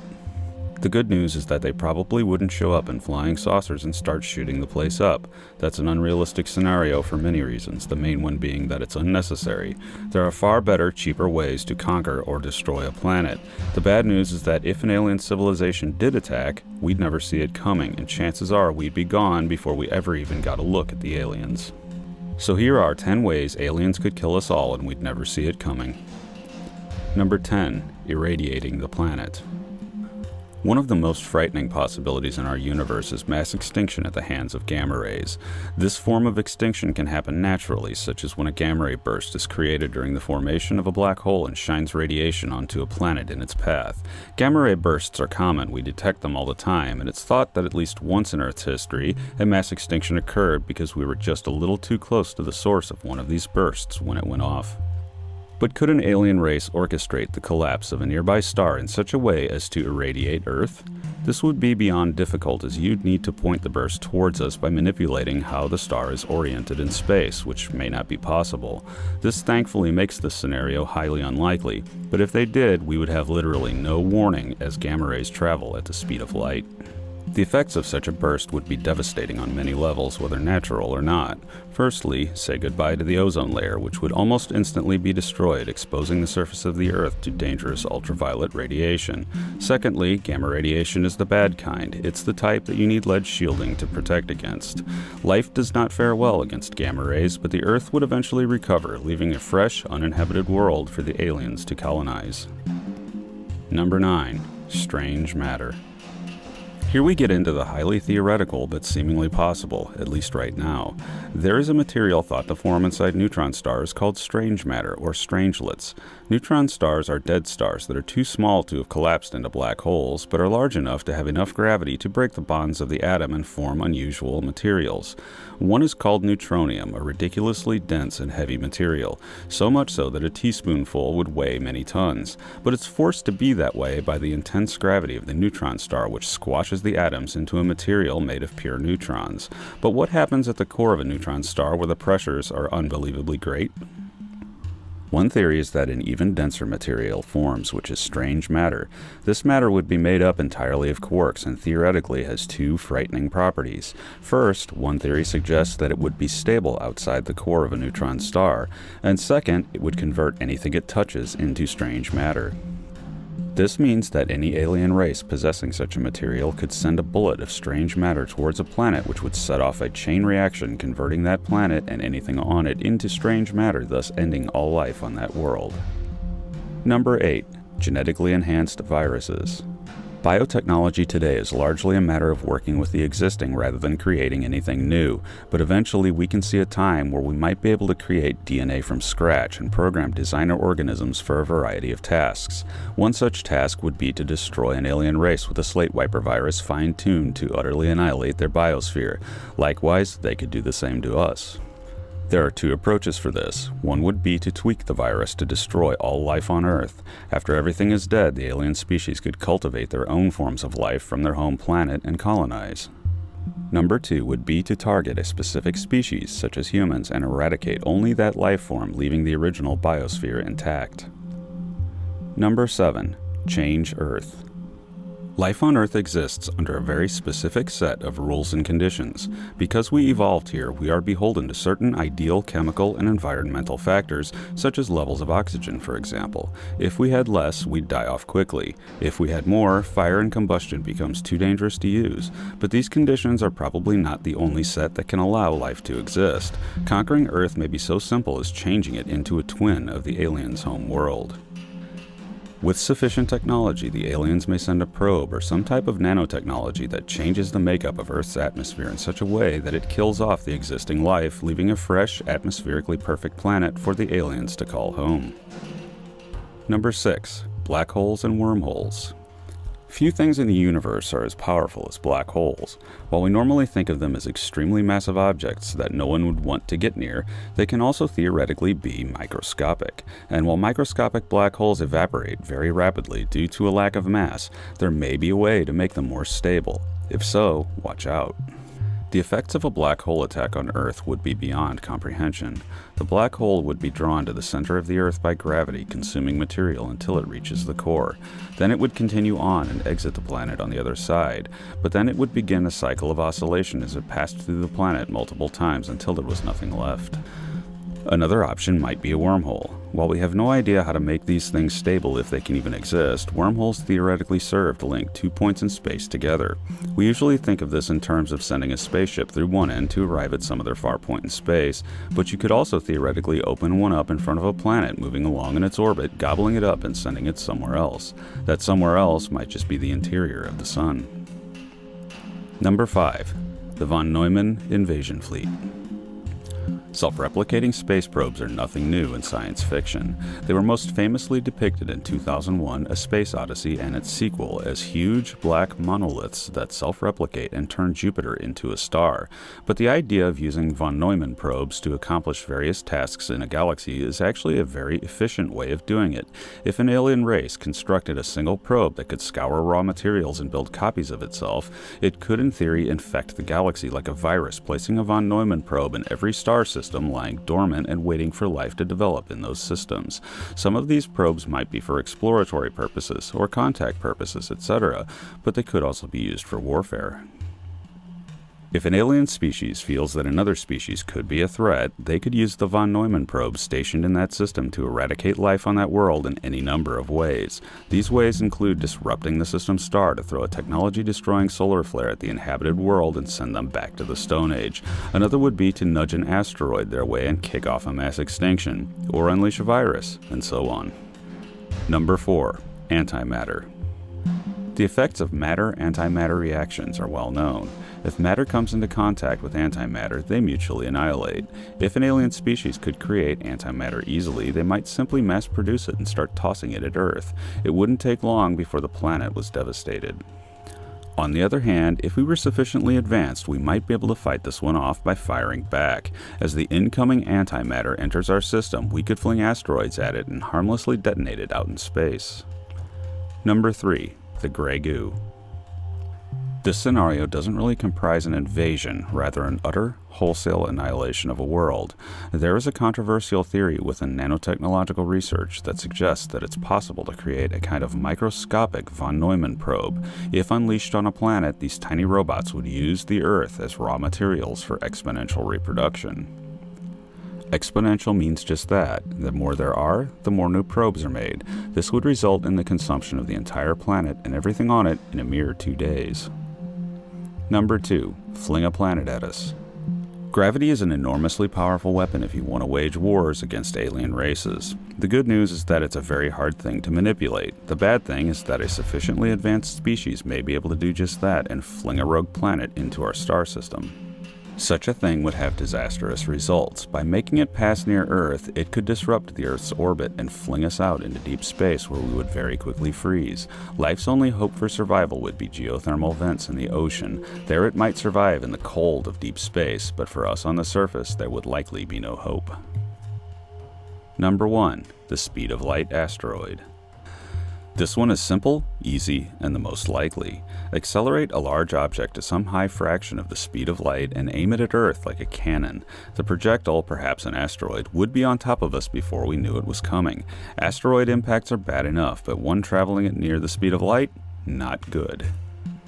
It's worth noting, though, that we're still here. Any of these scenarios could, and possibly should, have happened already if they were going to happen at all. So maybe we've already dodged the bullet?